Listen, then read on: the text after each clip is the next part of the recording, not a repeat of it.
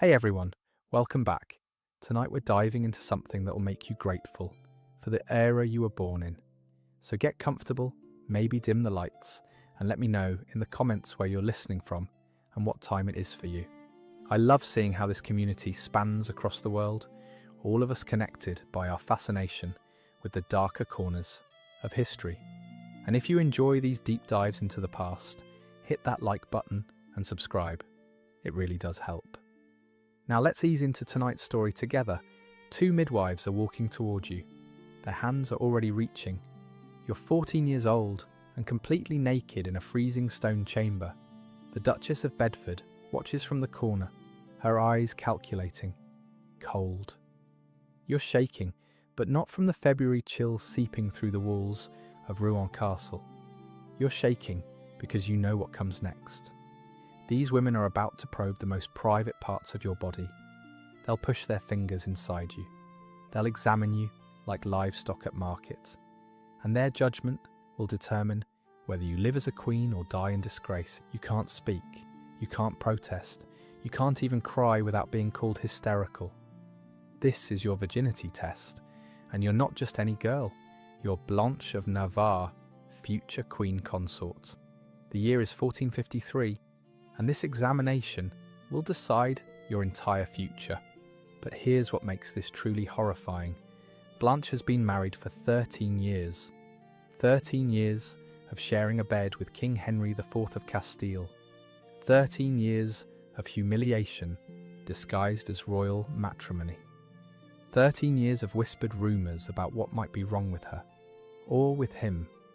And now, at 29 years old, she's being stripped and examined by strangers to prove what her body has endured in silence all this time. She was still a virgin, 13 years of marriage, and he never touched her. The examination confirmed it. The midwives declared her virgo intacta, untouched, sealed, pure, and then they sent her home to Navarre, discarded.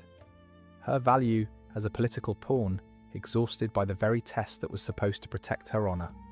But what you don't know yet is how they conducted these examinations. The methods they used, the tools they invented, the superstitions they believed, and the horrifying reality that this wasn't some isolated incident. This was standard procedure for centuries across all of Europe, and it gets so much worse than you're imagining right now. Let's talk about what actually happened in these examination rooms, because Hollywood has never shown you this.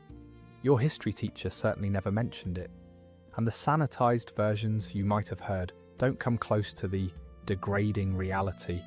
The first thing you need to understand is that these weren't medical examinations. Not really.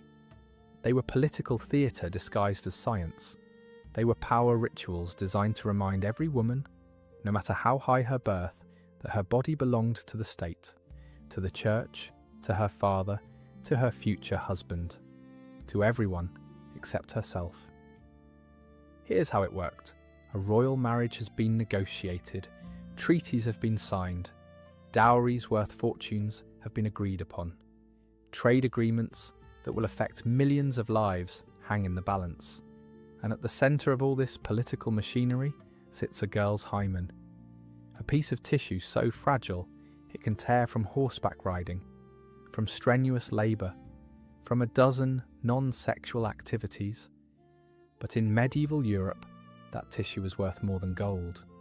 Before the wedding could proceed, the bride had to be examined, sometimes multiple times, by multiple teams of examiners, all to answer one question: is she sealed? The examination room was deliberately intimidating. Cold stone walls, minimal furniture, and always multiple witnesses. Because nothing could be left to chance, nothing could be hidden. The girl would be stripped completely naked, no modesty garments, no sheets to preserve dignity, just bare skin exposed to cold air and colder eyes. They would position her on a table, legs spread. Sometimes they used stirrups, sometimes they just held her legs apart by force if she struggled. And then the probing would begin. Medieval midwives and physicians claimed they could determine virginity by examining the hymen. They would insert their fingers into the vagina, searching for that membrane, feeling for its thickness, its elasticity, whether it was intact or torn. But here's the thing that makes this even more grotesque. They had no idea what they were looking for.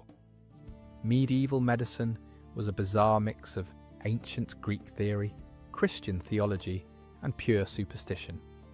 The anatomical understanding of female genitalia was almost non-existent. Many physicians believed women's reproductive organs were just inverted versions of men's parts. They thought the vagina was an inside-out penis, the ovaries were internal testicles. They were examining bodies they fundamentally didn't understand, making judgments that would determine women's fates, based on criteria that had no scientific validity whatsoever. And when the physical examination wasn't conclusive, when the hymen was already torn or absent, or too difficult to evaluate, that's when things got truly bizarre. Let me tell you about the sieve test. Yes, a kitchen sieve, the thing you use to drain pasta. One of the most common ways to test a maiden's virginity was to hand her a sieve and see if, in her pure and virginal hands, it would hold water. Think about that for a moment. They genuinely believed that virginity was a magical property that could affect the physical laws of nature. That an intact hymen somehow granted a woman the power to make water defy gravity and stay in a container full of holes. The symbolism was painfully obvious. A leaky sieve was like a leaky woman. If water poured through the holes, it meant her virtue had poured out as well. Her bladder, her body, her very essence had been compromised. Women would stand in front of crowds. Sometimes entire royal courts would gather to watch. Male nobles, church officials, diplomats, all staring as this girl tried desperately to keep water from escaping through the bottom of a kitchen tool. Can you imagine the humiliation, the desperation, knowing that your entire future depends on whether water stays in a sieve? And here's the darkest part. Some women figured out how to cheat. Anecdotal evidence suggests they would coat the inside of the sieve with lanolin, sheep's wool grease. It would create a temporary seal, just long enough for the water to stay put during the test. These women were using their intelligence, their resourcefulness, their knowledge of basic chemistry to game a system designed to destroy them. They were committing fraud under the threat of execution, all to avoid the consequences of failing an impossible test. But the sieve test wasn't even the most invasive or the most absurd. Let's talk about the urine tests. Medieval physicians believed they could determine virginity by examining a woman's urine. Not through any kind of chemical analysis, obviously. They didn't have that technology. No, they claimed they could tell by looking at it, smelling it, even listening to it. Secretis Mulierum, a 13th century medical text, states that the urine of virgins is clear and lucid, sometimes white, sometimes sparkling.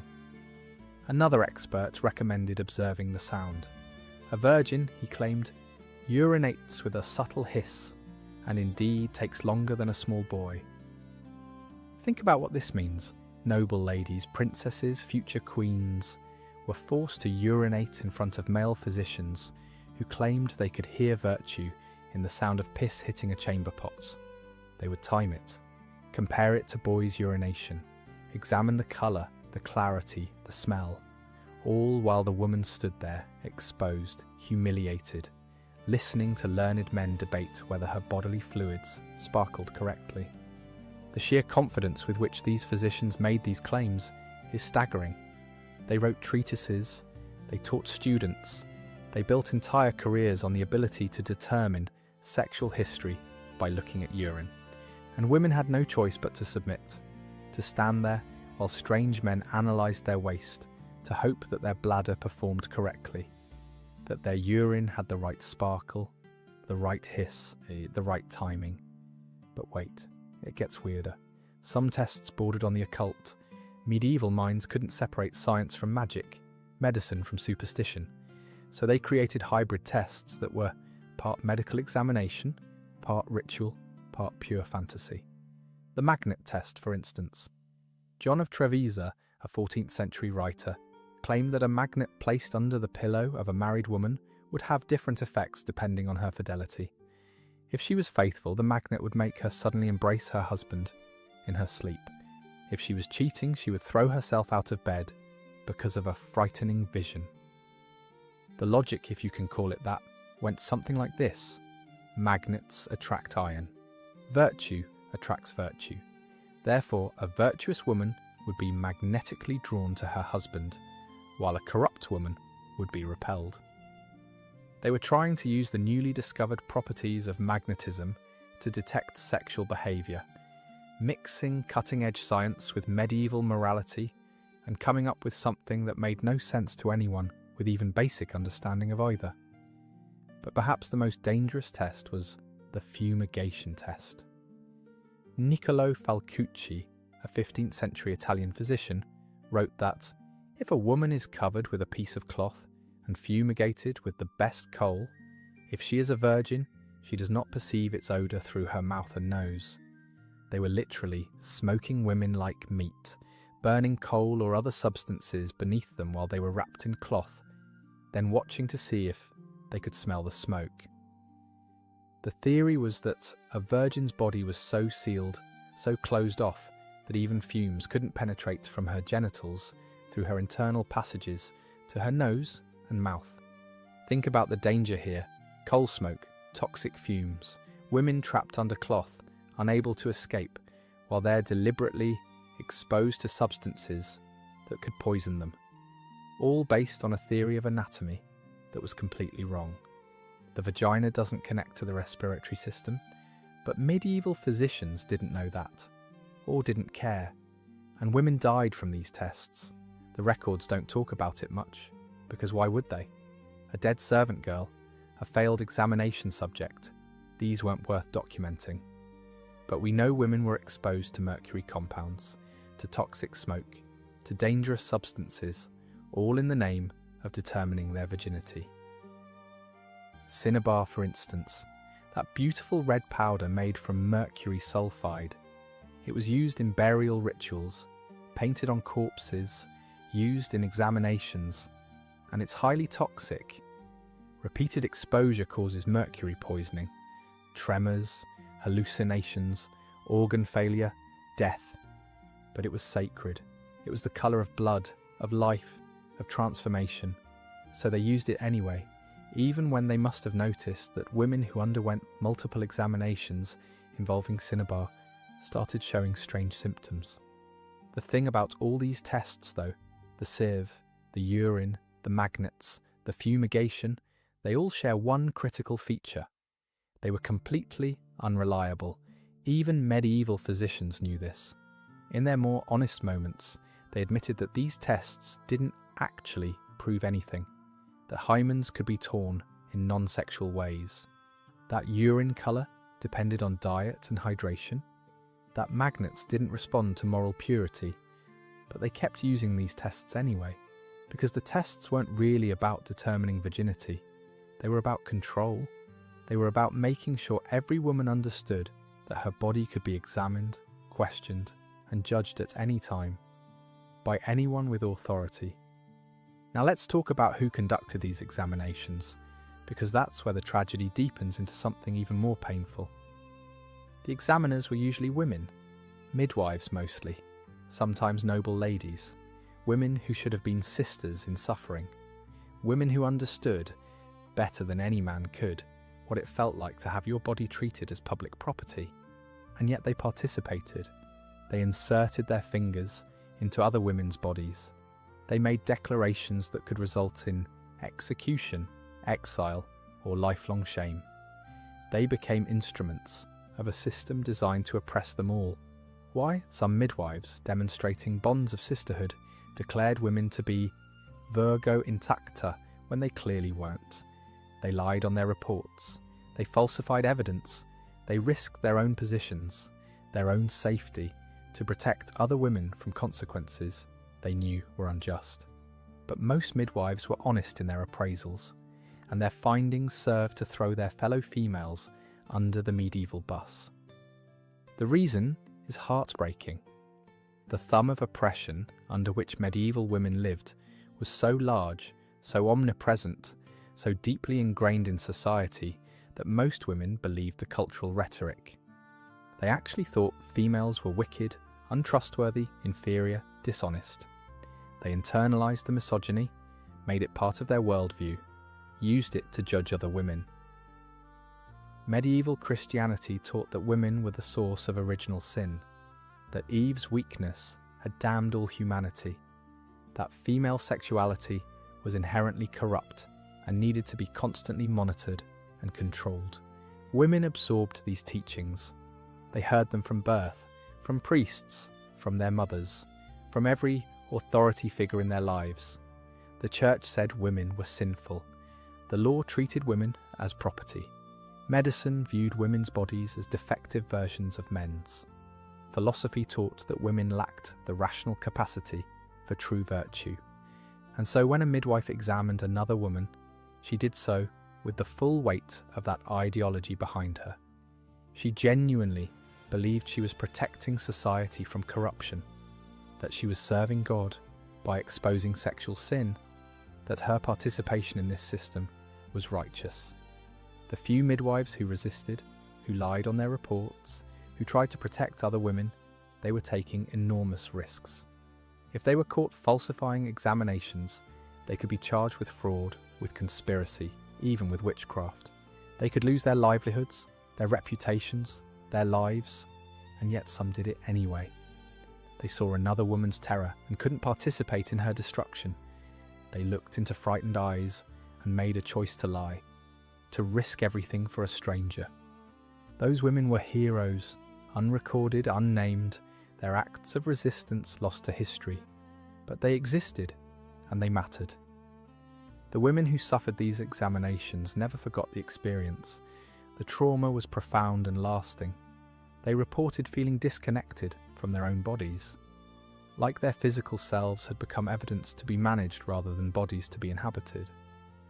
Many women who underwent virginity testing developed what we would now recognize as PTSD, flashbacks, nightmares, anxiety, an inability to tolerate being touched in certain ways, a profound distrust of authority figures, especially male physicians, but they couldn't talk about it.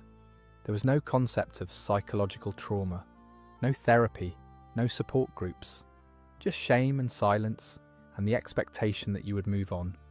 Perform your duties, produce heirs, pretend it never happened. Let's talk about specific women, real people, real stories, because this isn't abstract history. These were human beings who suffered in ways that still echo across centuries. Joan of Arc, yes, that Joan of Arc. The warrior, the saint, the girl who claimed to hear the voices of angels and led the French army to victory against the English. She was subjected to virginity testing multiple times.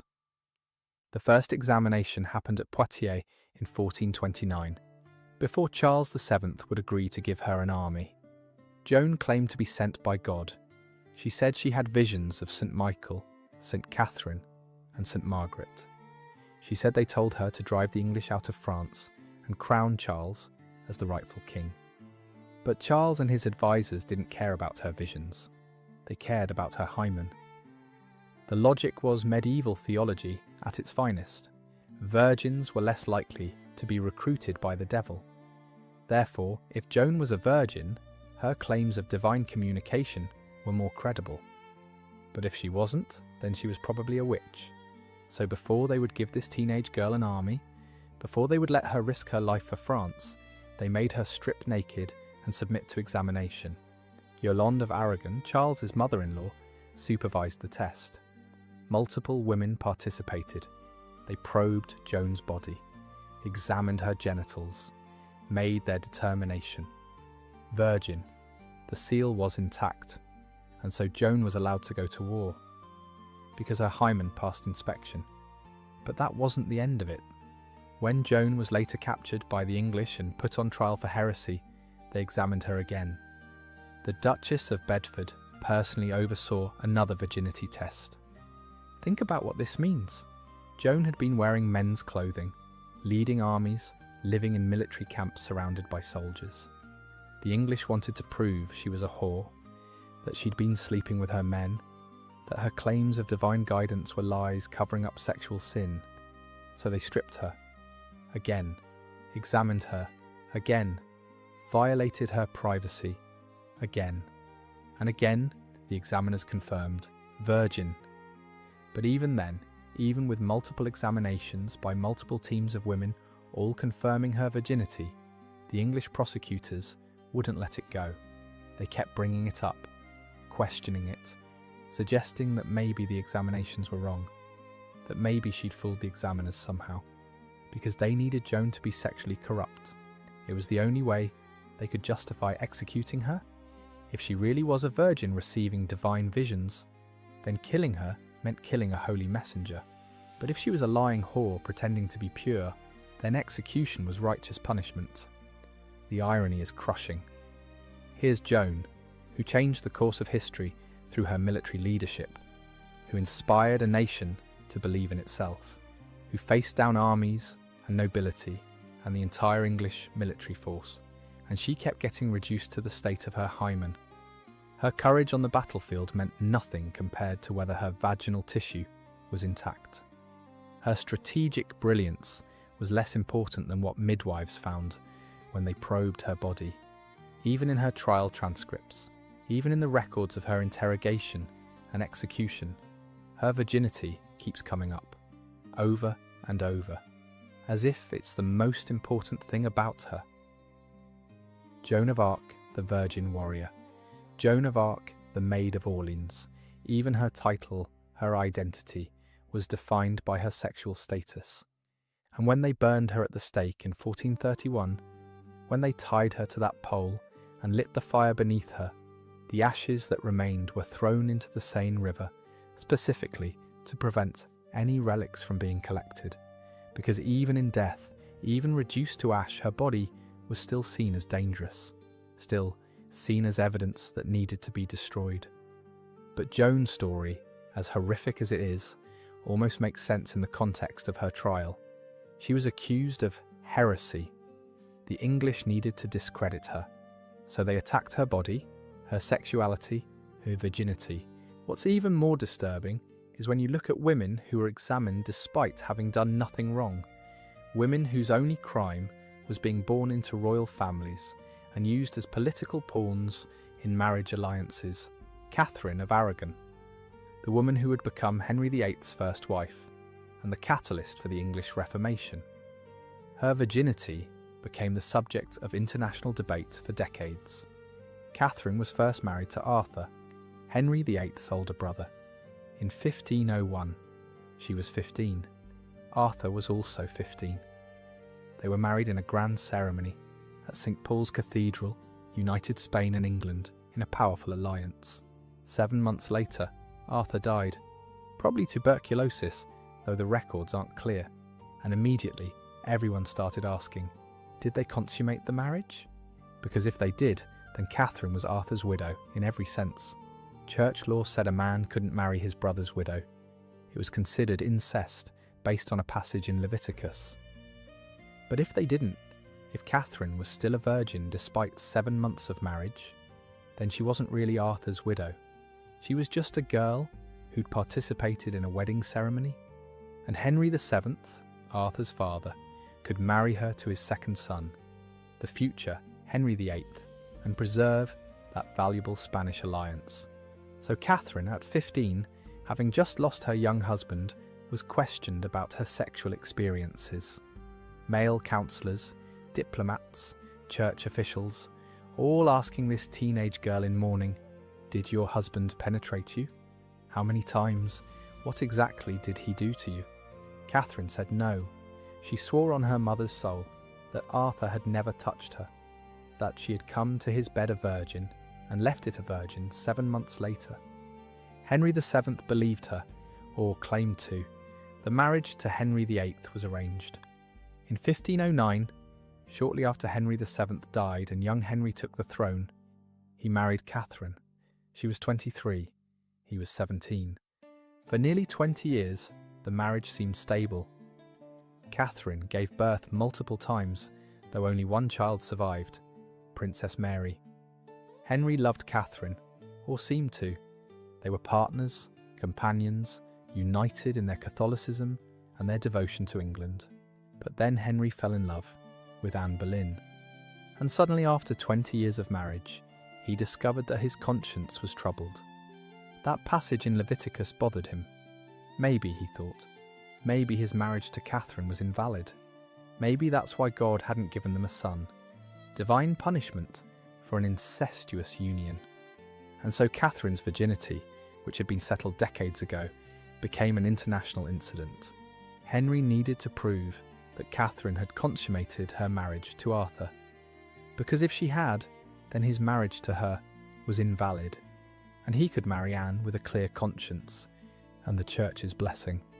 Catherine needed to prove she hadn't, because if she was still a virgin when she married Henry, then their marriage was legitimate, and he had no grounds for annulment. The case went to Rome. Pope Clement VII had to decide, and to make his decision, he needed evidence, testimony, documentation, and so Catherine, now in her 40s, was forced to relive her wedding night with Arthur, over and over, in testimony before cardinals and theologians, in written statements, in public courts.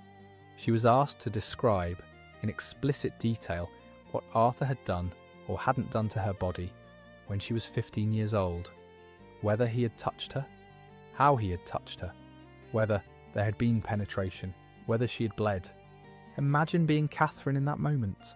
You're facing the dissolution of your marriage to the most powerful man in England. Your daughter's legitimacy is at stake. Your entire life, your position, your security, everything hangs on your ability to convince elderly male church officials about the state of your hymen 30 years ago. And you know, everyone knows that this isn't really about your virginity. It's about Henry wanting to marry someone else. It's about power, politics, succession. But they're dressing it up as concern about religious law and divine judgment. Catherine never wavered. She swore repeatedly, publicly, in writing and in person, that she had come to Henry's bed a virgin, that Arthur had never consummated their marriage, that her hymen had been intact until Henry broke it himself.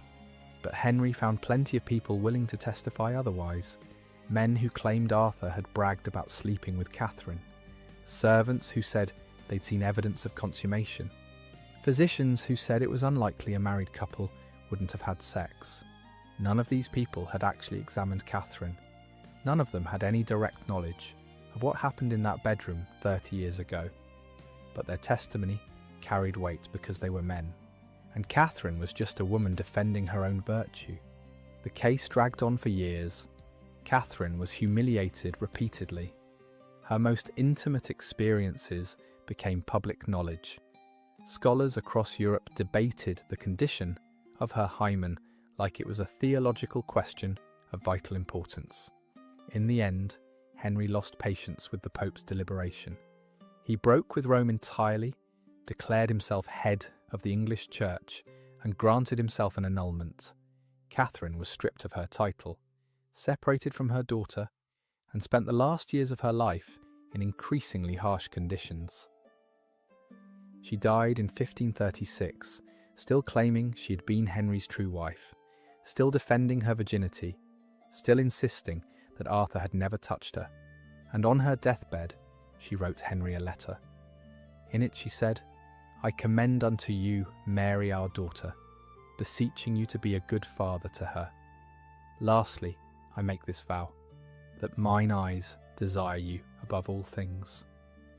Even after everything he'd put her through, even after the public humiliation and the forced testimony and the degradation of having her sexual history dissected by scholars across Europe, she still loved him, or said she did, because what choice did she have? Catherine's story shows how virginity testing extended far beyond wedding nights. It became a weapon that could be deployed decades later, whenever convenient, to destroy women who had outlived their usefulness. Now let's talk about Blanche of Navarre, the woman we met at the beginning of this story, because her experience combines all the worst elements of medieval virginity testing: the invasive examination, the political motivations, the ultimate futility of it all. Blanche was born around 1424, daughter of King John II of Navarre. In 1440, when she was about 16, she was married to Henry IV of Castile. This was a strategic marriage designed to strengthen Navarre's position and provide Henry with an heir. But Henry had a problem, possibly a medical condition, possibly psychological, but whatever it was, he couldn't or wouldn't have sex with his wife. For 13 years, they shared a bed. For 13 years, the court waited for an heir. For 13 years, rumours spread about what was wrong. Was Henry impotent? Was Blanche defective somehow? Had she been cursed? Was their marriage against God's will? The whispers were cruel and constant. Some said Henry was bewitched. Others claimed Blanche was infertile. Still others suggested darker things, that maybe one of them simply refused to participate in their marital duties. By 1453, after 13 years of unconsummated marriage, the political situation had become untenable. Henry needed an heir, but he clearly wasn't going to produce one with Blanche. An annulment was necessary. But to get an annulment, they needed grounds. And the grounds they chose were telling. They would prove the marriage had never been consummated, that Blanche was still a virgin, that this had been a marriage in name only. So Blanche, at 29 years old, after 13 years of marriage, was subjected to a formal virginity examination. The examination was conducted by midwives and overseen by noble ladies. Blanche was stripped naked in a cold stone chamber. She was positioned on a table. And then strange women's hands probed her body, searching for evidence of what her marriage had lacked. The examination confirmed what everyone already knew. Blanche was a virgin. Her hymen was intact. 13 years of marriage, and Henry had never touched her.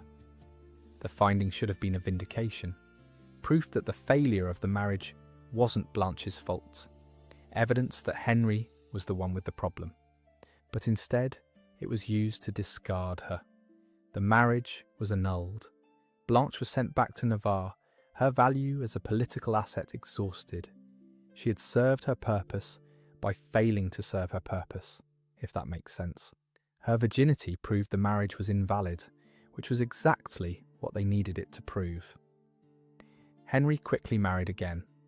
His second wife, Joan of Portugal, did manage to produce a daughter, though there were always suspicions about the child's paternity.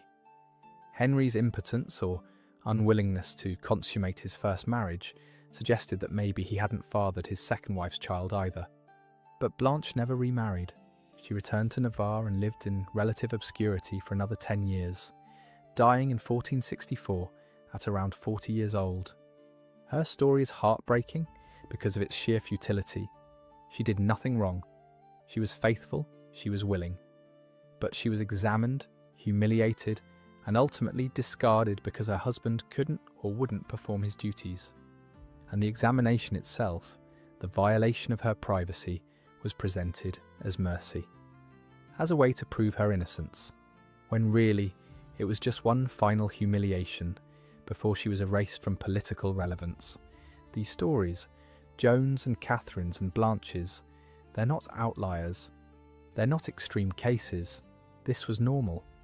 This was how power operated in medieval Europe. Every royal marriage involved similar scrutiny. Every princess knew she would be examined.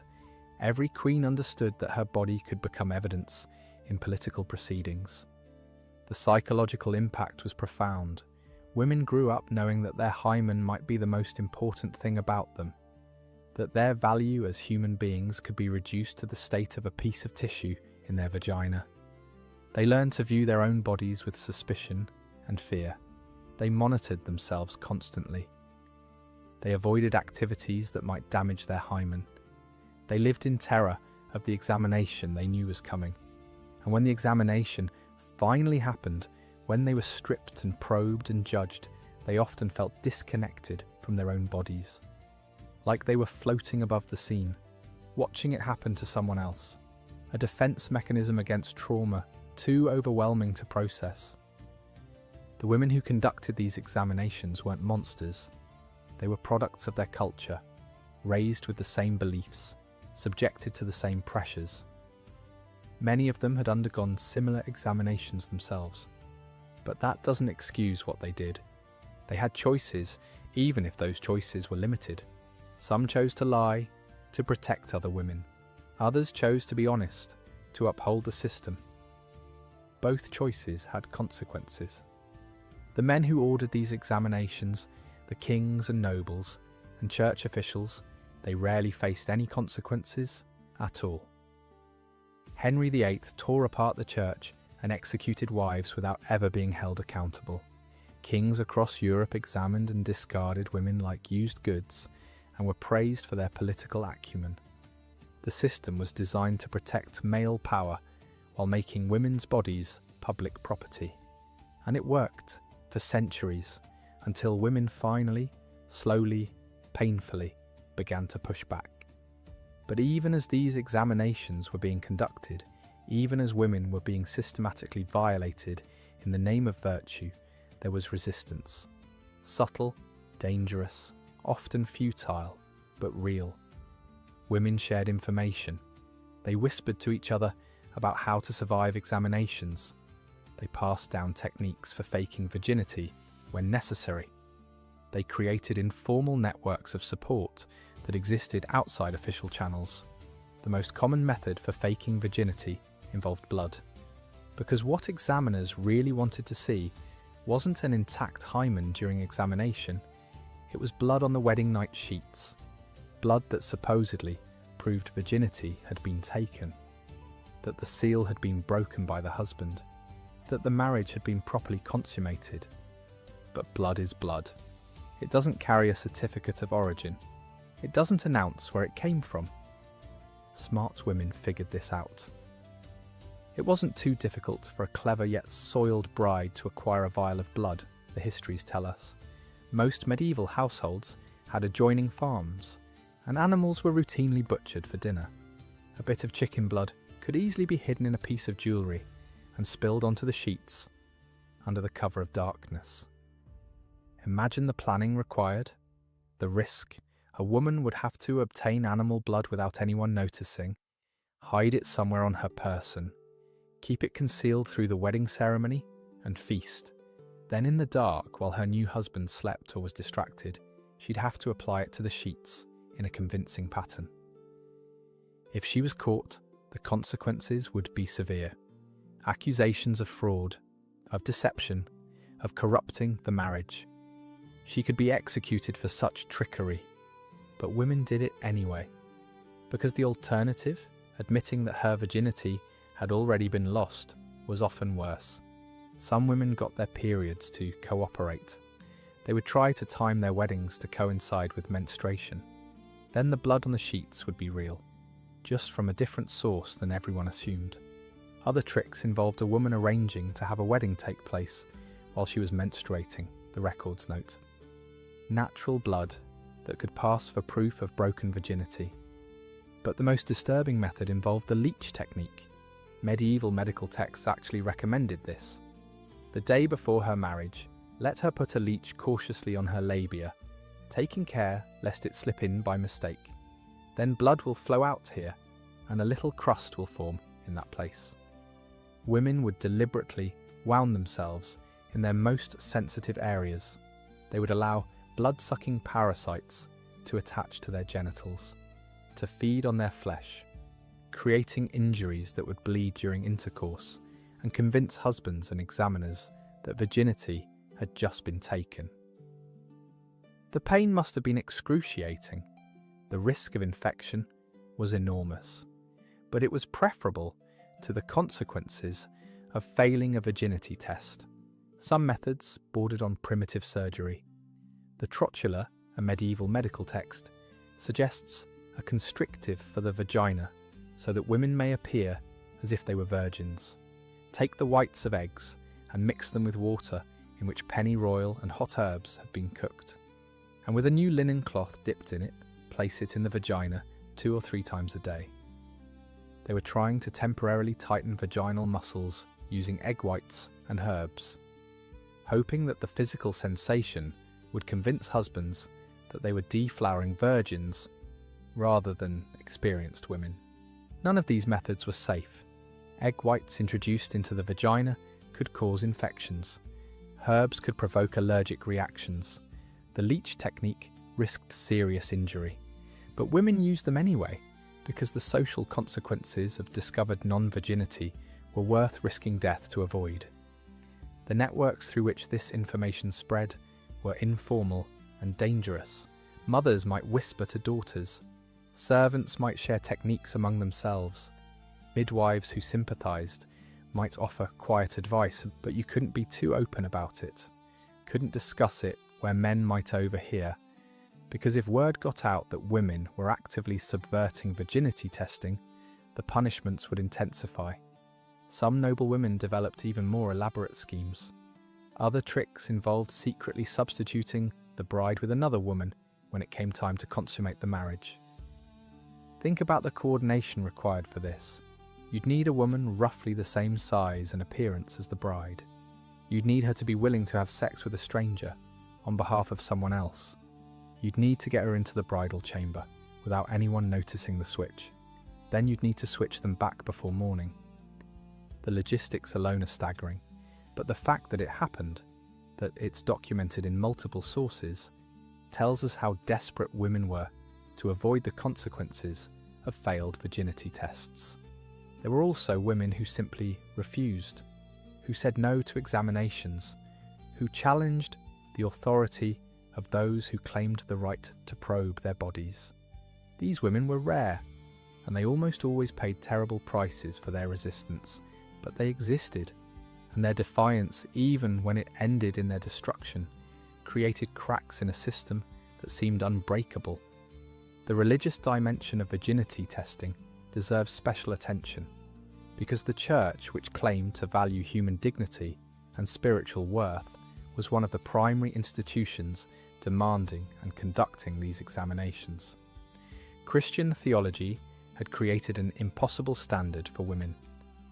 They were supposed to be like Mary, virgin mothers, pure yet fruitful, sealed yet productive. The cult of the Virgin Mary dominated medieval religious life. Mary was held up as the perfect woman. She conceived Jesus while remaining a virgin, giving birth without breaking her hymen. She was both mother and maiden, the ultimate impossible ideal. Real women could never achieve this. They couldn't remain virgins and produce heirs. They had to choose purity or productivity, and society demanded both. This theological impossibility created enormous psychological pressure. Women were taught from childhood that virginity was their most precious possession, more valuable than intelligence, kindness, courage, or skill. An intact hymen meant moral purity. A broken one meant spiritual corruption. Even women who lost their virginity within marriage in the ways they were supposed to often felt guilty about it, because they'd been taught that sex, even marital sex, was somehow dirty, that their bodies were sources of sin. The Church's obsession with female virginity extended into bizarre theological debates. Scholars argued about Mary's anatomy. Did she have a hymen? If so, did it break during Jesus' birth? Or did Jesus pass through miraculously, leaving her sealed? These debates sound absurd to modern ears, but they had real consequences for real women. Because if Mary could give birth while remaining a virgin, why couldn't they? The impossible standard became a theological requirement. Saints who were virgins were valued more highly than saints who weren't. Female martyrs who died protecting their virginity were held up as ultimate examples of devotion. The message was clear: your virginity is worth dying for. It's more important than your life. This created a culture where women would rather be killed than raped, where death was preferable to sexual violation, not because of the physical act itself, but because of what it meant for their spiritual status. Joan of Arc, when she was imprisoned by the English, was constantly at risk of sexual assault. She wore men's clothing partly to make it harder for guards to rape her. She understood that if she was violated, her credibility as a divine messenger would be destroyed. The English soldiers knew this too. They made attempts. They threatened her. They tried to catch her in states of undress, not just because they wanted to assault her, but because they knew that a raped Joan of Arc would be a discredited Joan of Arc. Her virginity was her armour, and she defended it as fiercely as she defended France. The religious justification for virginity testing often invoked demonic influence. Medieval Christians believed that demons and devils were constantly trying to corrupt humans, and they thought Satan specifically targeted women because women were spiritually weaker. So a virgin was supposedly less likely to have been corrupted by demonic influence. Her sealed body meant a sealed soul. But a woman who'd lost her virginity had created an opening, a vulnerability through which evil could enter. This belief led to the testing of women accused of witchcraft. If you were accused of being a witch, one of the first things they did was examine you for marks of demonic interference. And that examination almost always included checking your virginity status. The logic was insane. They thought demons had sex with witches. That Satan personally deflowered women he recruited to his service, so finding a broken hymen was evidence of demonic activity. Never mind that there were dozens of non-sexual ways to damage a hymen. Never mind that some women were born without intact hymens. The theological framework required virginity to be a sign of divine favour, and its loss to be evidence of corruption. This meant that women who'd been raped were often treated as accomplices to their own assault. If your virginity was taken by force, well, maybe you'd attracted demonic attention through some sin. Maybe you'd invited the attack through immodest behaviour or impure thoughts. Victim blaming wasn't a bug in the system, it was a feature. It served to make women responsible for male behaviour while simultaneously depriving them of any real control over their own bodies. The theological texts that discussed virginity are shocking in their clinical cruelty. They describe women's bodies in terms usually reserved for property or livestock. They debate the value of virginity as if it were a commodity. They provide detailed instructions for examination as if women were objects to be appraised. And these weren't fringe texts. These were mainstream theological and medical works, taught in universities, referenced by church officials, used to train midwives and physicians. The men who wrote them saw no contradiction between their religious beliefs and their willingness to violate women's dignity. They genuinely thought they were serving God by policing female sexuality. The economic dimension of virginity testing is equally disturbing, because while the religious justifications were loud and public, the financial motivations were quiet and powerful. Royal marriages were business transactions. Dowries involved enormous sums of money. Territorial claims, trade agreements, military alliances. A single marriage could determine the fate of nations. And at the centre of all this economic activity was a girl's hymen. If a bride was found to be non-virginal after the wedding, the marriage could be annulled. The dowry would have to be returned. Any agreements made as part of the marriage contract would be void. This created massive financial incentives for discovering non-virginity before the marriage, when it could be quietly handled rather than after, when it would create an international incident. It also created incentives for fraud, for hiding non-virginity, for using all those techniques we discussed earlier, the blood, the leeches, the careful timing, to preserve the economic value of a marriage. Because a virgin bride was worth more, literally. In dowry negotiations, virginity added value. A proven virgin could demand better terms. Her family could negotiate from a stronger position. This meant that poor women, women whose families couldn't afford elaborate weddings and witnesses and documentation, were often assumed to be non-virginal. While rich women, even if they'd lost their virginity, could afford the props and performances necessary to fake it. Class and virginity became intertwined. Virginity was a luxury good, something that the wealthy could afford to maintain and prove, while poor women were suspected of being promiscuous simply because they lacked the resources to document their purity. The midwives and physicians who conducted examinations were paid well for their services. They made significant income from virginity testing, which meant they had financial incentives to continue the practice, regardless of its reliability or moral implications. Some midwives became specialists in virginity examination. They developed reputations.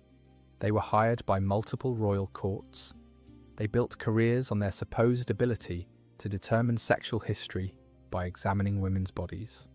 And they guarded their expertise jealously, because admitting that their methods were unreliable would mean losing their income. So they maintained the fiction of certainty, even when they must have known they were making judgments based on criteria that meant nothing. The economic systems built around virginity testing were vast and complex. Royal treasuries allocated budgets for examinations. Court officials maintained records. Legal systems developed procedures for handling disputes about virginity. It was an entire industry, built on the violation of women's bodies, sustained by the myth that female sexuality needed to be constantly monitored and controlled. The aftermath of virginity testing was often worse than the examination itself, because even if you passed, even if the midwives declared you pure, the trauma didn't end. Women who underwent these examinations reported lasting psychological effects. They felt disconnected from their bodies, like their physical selves had become foreign objects, evidence to be examined rather than bodies to be inhabited. Many developed anxiety around physical intimacy. Even consensual sex within marriage felt like another form of violation, like their bodies were still being monitored, still being judged. Some women never recovered. They carried the trauma for the rest of their lives. They saw themselves as permanently damaged, regardless of what the examiners had found. And society offered no support. No concept of psychological trauma, no therapy or counselling, just the expectation that you would move on. Perform your duties, produce heirs, pretend it never happened. For women who failed the tests, the consequences were immediate and severe. In some cultures, discovered non-virginity resulted in public execution. The woman would be stoned to death, burned or drowned while crowds watched. In other places, the punishment was exile. The woman would be cast out of her community, forced to survive as a beggar or prostitute. Her family would disown her. Her name would be erased from records. Some women were imprisoned for life, locked in convents or towers, hidden away where they couldn't embarrass their families or damage political alliances. The cruelty of these punishments is hard to comprehend. A woman's entire life, her worth as a human being, her right to exist, all depended on the condition of a piece of tissue that could be damaged in dozens of non-sexual ways. A horseback ride could destroy your future. A fall during childhood could determine your adult fate. An accident, an injury, a simple biological variation, any of these could result in your death or permanent exile. And there was no appeal, no second opinion, no way to prove that your hymen had been damaged innocently. The examination findings were final and absolute. For women who passed the tests but were still discarded, like Blanche of Navarre, the psychological impact was complex. On one hand, they'd been vindicated. Their virtue had been proven. But on the other hand, they'd been violated and humiliated for nothing. Blanche's 13 years of unconsummated marriage, her examination, her proven virginity, none of it mattered in the end. She was still sent away, still discarded, still treated as a failed political asset. The message was clear. Your body is not your own. Your privacy means nothing. Your dignity is irrelevant. You exist to serve political purposes, and when you stop being useful, you'll be discarded regardless of your virtue or your suffering. The documentation practices around virginity testing reveal how systematic and bureaucratic this violation became. Court scribes recorded every detail of examinations: the date, the time, who was present, what was examined, what was found, the judgments made. These records were preserved in royal archives. They were referenced in legal proceedings. They were cited in disputes about inheritance and succession. A woman's most private moments were transformed into official documents. Her body became evidence in state records. Her violation was archived for future reference. Catherine of Aragon's examination records were cited in legal proceedings for decades. Scholars debated the condition of her hymen long after it had any practical relevance. Her intimate experiences became historical artifacts to be analysed rather than human experiences to be respected. The record-keeping served multiple purposes. It created official documentation that could be used in disputes. It established precedents for future cases. And it reminded women that their bodies were always under surveillance, always subject to examination and judgment. Some records are shockingly clinical. They describe women's anatomy in detail.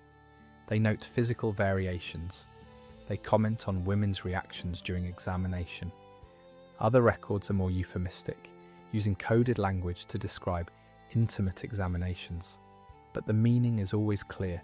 This woman's body has been inspected and judged. The men who maintain these records, the scribes and officials and archivists, they were complicit in systematic abuse. They understood what these examinations involved: the pain, the humiliation, the violation. But they continued documenting, continued creating official records of unofficial cruelty, because their jobs required it, because the system demanded it, because no one questioned whether it was right. The international cooperation around virginity testing is another disturbing aspect. Royal courts across Europe shared information about examination techniques. They compared results. They coordinated their approaches. If a princess was being married from one country to another, both courts might conduct examinations. The sending country would examine her before departure. The receiving country would examine her upon arrival.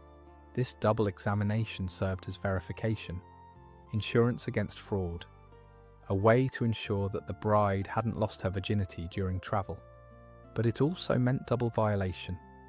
Two sets of strangers, two invasive examinations, two opportunities for humiliation. Sometimes, if the receiving country's examination contradicted the sending country's findings, it could trigger diplomatic incidents, accusations of fraud, threats to break alliances. The political stakes were enormous. A disputed virginity could unravel carefully negotiated treaties. It could provoke wars. So women's bodies became diplomatic battlegrounds. Their hymens were territory to be defended or contested. Their private experiences became matters of international concern. The networks of midwives and physicians who specialized in royal examinations operated across borders. They were hired by multiple courts. They traveled extensively, offering their expertise to anyone willing to pay. This created a professional class of examiners who had no loyalty to any particular kingdom. They were mercenaries of sorts, selling their skills in violation to the highest bidder. And they trained apprentices, passed down their techniques, created lineages of expertise in the systematic invasion of women's privacy. The international coordination also extended to the development of new examination methods. Courts shared innovations. If one kingdom developed a new technique for detecting non-virginity, others would adopt it. It was a perverse form of progress, nations competing to create better methods for violating women's bodies, innovation in service of oppression. The religious institutions that should have opposed these practices instead became their strongest defenders. The Catholic Church, which claimed to value human dignity and protect the vulnerable, actively promoted virginity testing. Church officials ordered examinations. Church courts adjudicated disputes about virginity. Church doctrine provided theological justification for the practice. Monasteries and convents, which were supposed to be places of spiritual refuge, often conducted their own examinations of women seeking admission. Nuns were expected to be virgins, so applicants had to prove their purity before being accepted.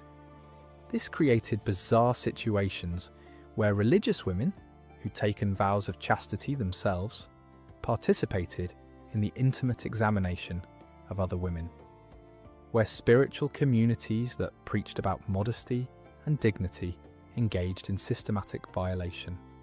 Some religious orders developed their own examination protocols, specific prayers to be said during the process, rituals to sanctify the violation, ways to frame the invasion of privacy as a holy act. The theological gymnastics required to justify this are remarkable. Church scholars argued that preserving virginity was so important to God that any method of verification was justified, that violating a woman's privacy was a small price to pay for confirming her purity. They claimed that the examinations were acts of mercy, that they protected women from false accusations, that they ensured the spiritual health of communities. But the real purpose was control. The church, like secular authorities, wanted to regulate female sexuality, wanted to ensure that women's reproductive capacity was used according to official dictates. The examination of Joan of Arc is particularly revealing. Here's a woman claiming direct communication with God. She's seeing visions of saints. She's performing miracles on the battlefield. She's inspiring a nation to believe in divine intervention. And the church's response? Strip her naked and check her hymen. Because even claims of divine communication had to be verified through physical examination. Even God's voice, apparently, couldn't be trusted unless it came through an intact hymen. The message to all women was clear. Your spiritual experiences mean nothing if your body fails inspection. Your relationship with God is less important than the condition of your genitals.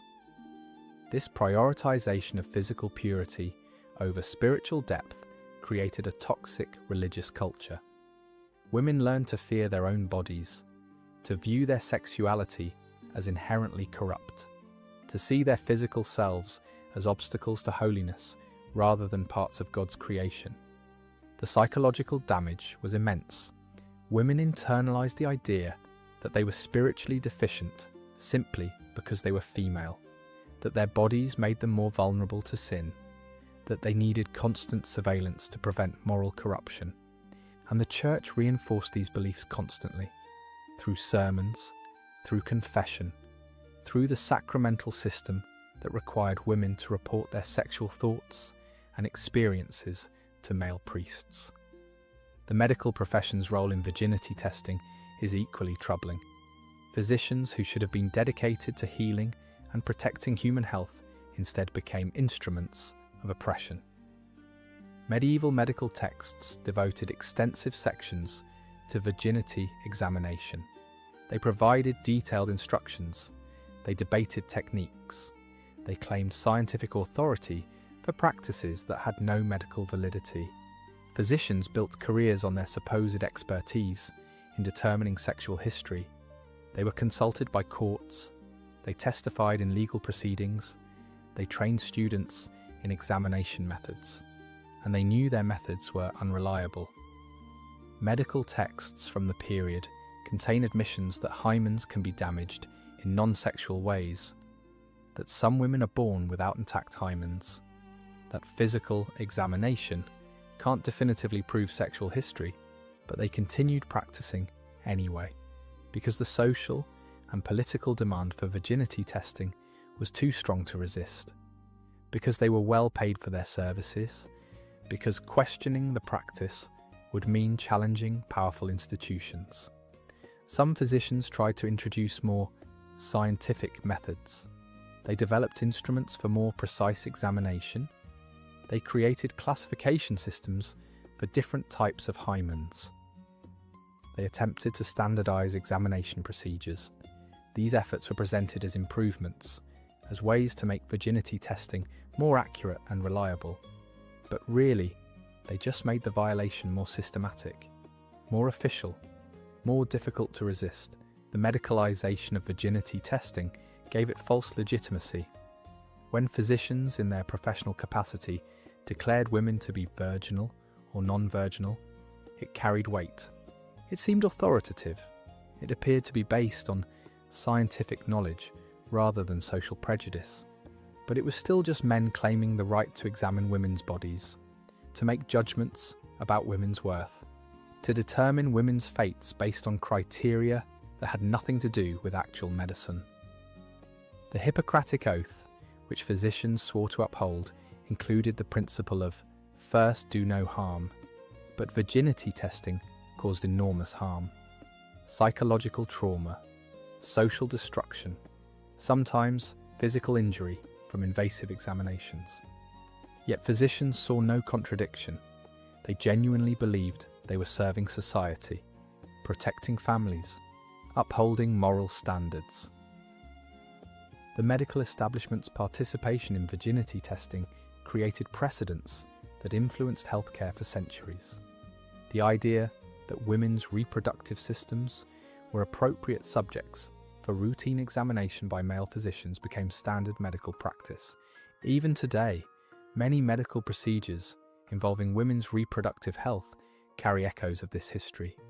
The assumption that women's bodies should be regularly examined. The lack of concern for women's dignity and comfort during intimate procedures. The tendency to prioritize male medical authority over women's own knowledge of their bodies. The resistance strategies that women developed deserve recognition, because even in the face of overwhelming power, even when resistance seemed futile, women fought back. We've already discussed some methods, the blood, the leeches, the careful timing, but there were other forms of resistance too. Some women simply refused. They said no to examinations. They challenged the authority of those who claimed the right to probe their bodies. These refusals almost always ended badly. The women were forced to submit, usually with additional violence. They were punished for their resistance. They were labelled as difficult, suspicious, probably guilty. But they'd made their protest. They'd asserted, even briefly, that their bodies were their own, that they had the right to refuse violation. Other women organised. They created networks of support. They shared information about sympathetic midwives who might lie on examination reports. They helped each other hide non-virginity when necessary. These networks were informal and dangerous. If discovered, everyone involved could be punished. But they existed anyway, proof that women understood they were being oppressed and were actively trying to protect each other. Some noble women used their power to protect others. Queens who'd endured their own examinations sometimes advocated for less invasive practices. They used their influence to soften the cruelty of the system, even when they couldn't eliminate it entirely. Female scholars, when they existed, sometimes wrote critiques of virginity testing. These critiques were subtle, hidden in religious texts or medical commentaries, but they planted seeds of doubt.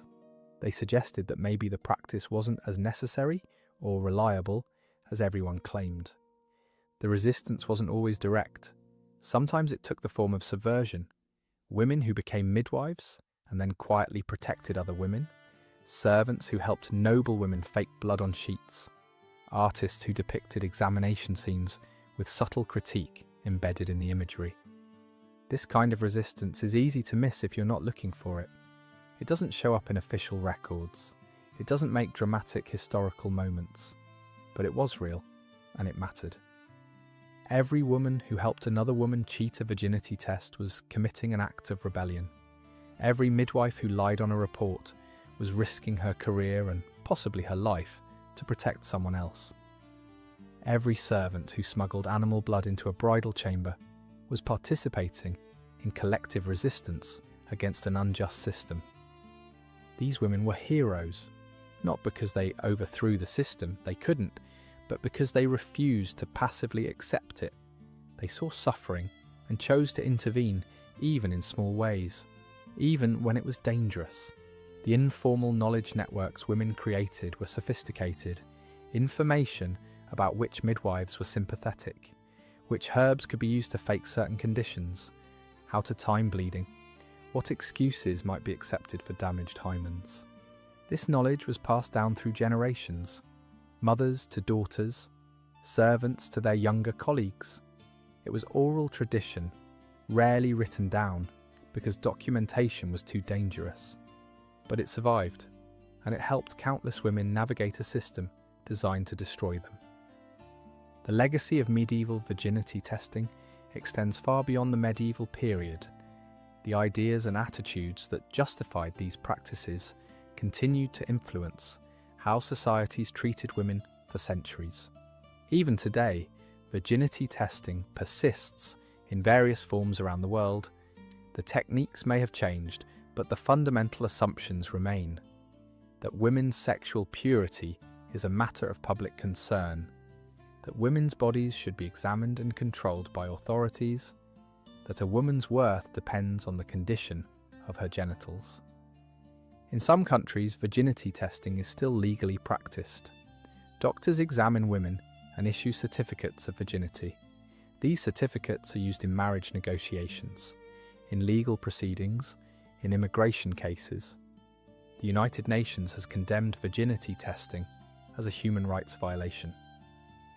In October 2018, the UN Human Rights Council, UN Women, and the World Health Organization called for a global ban, describing virginity testing as a painful, humiliating, and traumatic practice that constitutes violence against women. But the practice continues because the beliefs that support it are deeply embedded in many cultures. The idea that women's sexuality must be controlled, that female purity is precious and male purity is irrelevant, that women's bodies are appropriate subjects for public inspection. The psychological patterns that victims of virginity testing display today are identical to those documented in medieval sources. The trauma, the shame, the disconnection from their own bodies, the difficulty forming intimate relationships. The harm hasn't changed, only the justifications have evolved. Medieval Europeans cited religious texts and medical authority. Modern practitioners cite culture and tradition. But the effect on women is the same. The medical profession's long history of treating women's reproductive systems as subjects for male control can be traced directly back to medieval examination practices.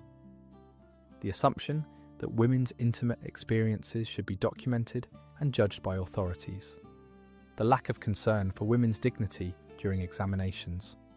The prioritization of social control over individual well-being. Even in countries where virginity testing is illegal, the attitudes that supported it persist. The belief that a woman's sexual history affects her value, that non-virginal women are damaged goods, that men have the right to know about women's past sexual experiences. These beliefs show up in everyday language, in jokes about purity, in the different standards applied to men and women regarding sexual experience, in the way women are still expected to justify their sexual choices while men are not. The legacy is also visible in the way sexual assault is handled. The focus on what the victim was wearing, what she'd been drinking, whether she'd had sexual experience before. All of these questions reflect the same underlying assumption, that a woman's body is public property and her sexual history is relevant to judging her credibility. Victim blaming, the tendency to make women responsible for the violence done to them, has direct roots in medieval attitudes about female sexuality. If your virginity was taken by force, medieval authorities argued, maybe you'd invited it through immodest behaviour. Maybe you'd failed to protect your purity adequately. Modern rape apologetics uses the same logic. Different words, but the same basic argument. Women are responsible for men's behaviour, and women who've lost their sexual purity have less right to protection. Let's return to the women whose stories we've been following, because their experiences aren't just historical curiosities, they're warnings, reminders of what happens when societies treat women's bodies as public property. Joan of Arc was burned at the stake in 1431. She was 19 years old, the same girl who'd undergone multiple virginity examinations to prove her divine connection, died screaming as fire consumed her body. Her executioners took special care with her burning. They used green wood that would burn slowly. They positioned her high above the flames so the crowd could see her suffering. And when her body was reduced to ash, they threw those ashes into the Seine River to prevent anyone from collecting relics. Even in death, Joan's body was seen as dangerous, as evidence that needed to be destroyed. 25 years after her execution, the Catholic Church reopened her case. They interviewed witnesses, they reviewed evidence, and they declared that the trial that had condemned her was invalid, that Joan had been innocent all along. She was eventually canonized as a saint in 1920, nearly 500 years after her death. But her virginity examinations are still part of her official story. The Catholic Church still talks about how her purity was verified, how multiple examinations confirmed her virginal state, as if that's an important part of her sanctity, as if the condition of her hymen matters more than her courage, her faith, her extraordinary life.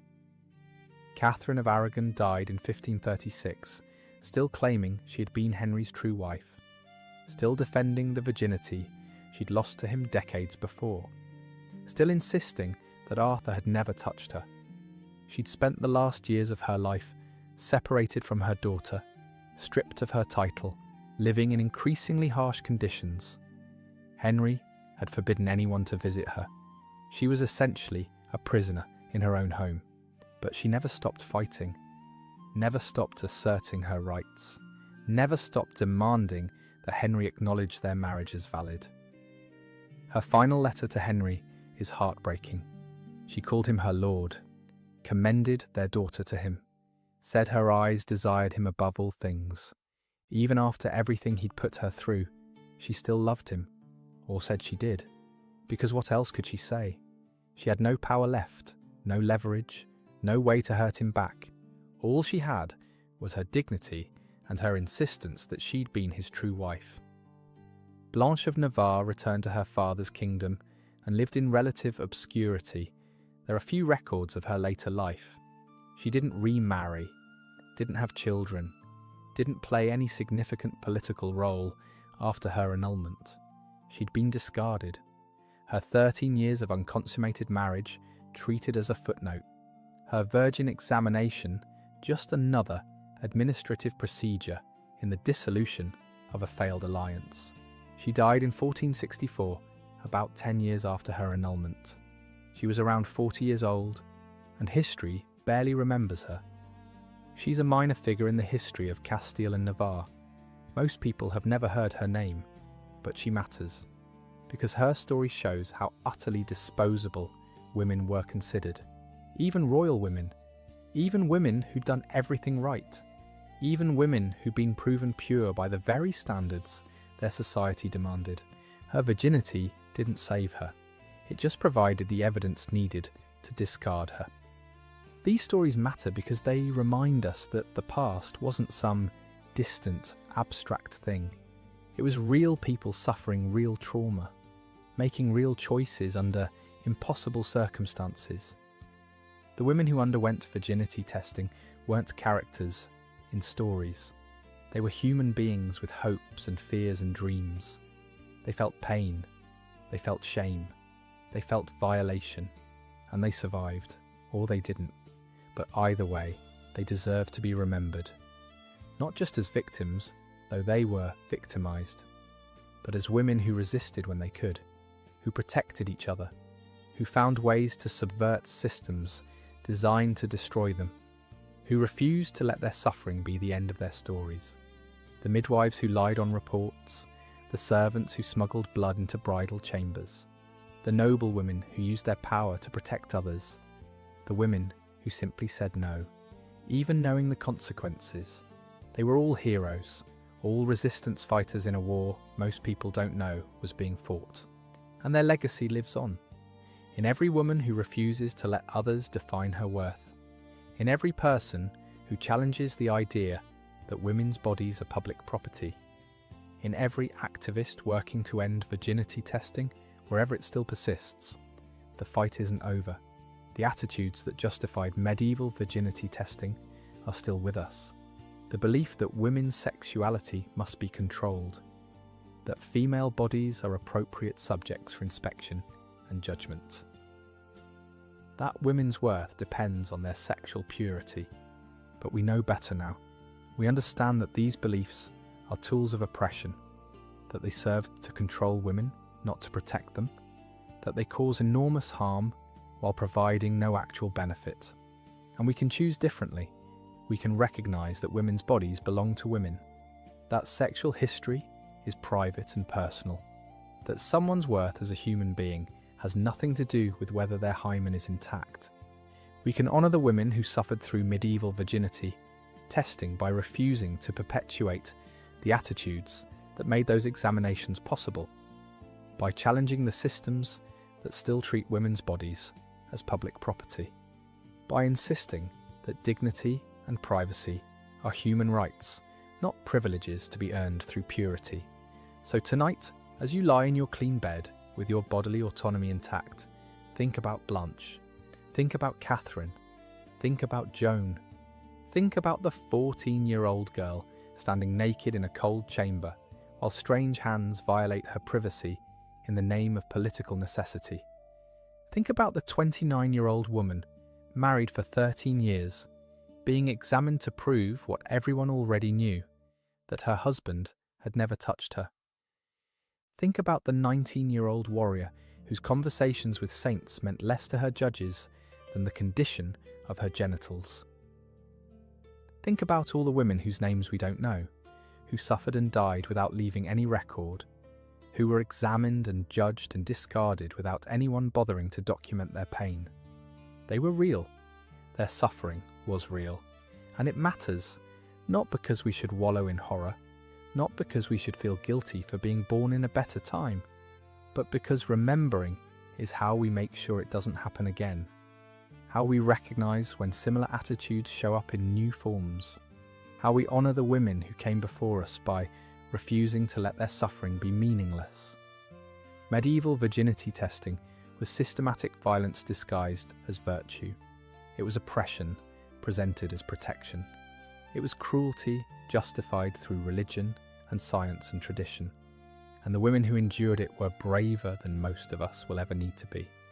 So let's remember them, all of them, the named and the nameless, the queens and the servants, the women who resisted and the women who couldn't, the ones who survived and the ones who didn't. Let's remember what was done to them. And let's make sure we never, ever let it happen again. Thanks for listening tonight. If you found this valuable, hit that like button and subscribe for more forgotten stories from history. And let me know in the comments, what part of this story affected you most? Where are you listening from? Until next time, take care of yourselves. And remember, the past is closer than you think. The attitudes that justified these atrocities are still with us, still working to control women's bodies, still causing harm. We can do better. We must do better. Sleep well. And be grateful for the era you were born in.